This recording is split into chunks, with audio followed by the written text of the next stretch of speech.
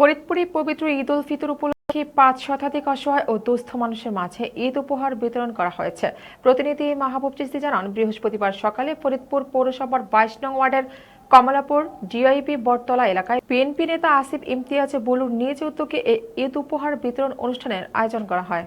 এ সময় প্রধান অতিথি হিসেবে উপস্থিত থেকে ঈদ বস্ত্র বিতরণ করেন ফরিদপুর সদর ৩ আসনের সংসদ সদস্য চৌধুরী নায়েব ইউসুফ এমপি। এ সময় জেলা কৃষক দলের আহ্বায়ক রেজাউল ইসলাম, মহানগর যুব দলের সাধারণ সম্পাদক আলী রেজওয়ান বিশ্বাস তরুণ, জেলা মহিলা দলের সভাপতি নাজরিন রহমান, জেলা যুব দলের সহ সাংস্কৃতিক সম্পাদক মনির খান সহ স্থানীয় গণ্যমান্য ব্যক্তিবর্গ, রাজনৈতিক নেতাকর্মী ও এলাকাবাসী উপস্থিত ছিলেন।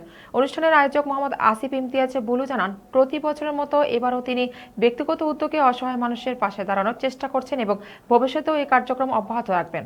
আপনাদেরও একটু সচেতন হইতে হবে, সজাগ হইতে হবে।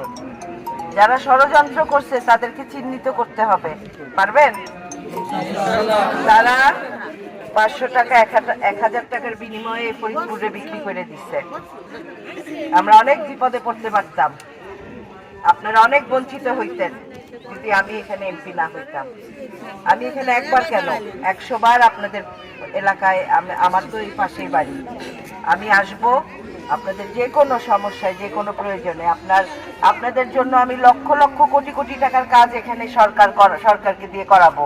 রাস্তাঘাট বলেন, আপনাদের এলাকার উন্নয়ন বলেন, স্কুল কলেজ বলেন, সেখানে ১,০০০ টাকায় যারা দেশ বিক্রি করে তারা হইল দেশের শত্রু। তাদেরকে চিহ্নিত করতে হবে। পারবেন? কারা ১,০০০ টাকার বিনিময়ে ভোট বিক্রি করছে, দেশ বিক্রি করছে, তাদেরকে চিহ্নিত করতে হবে।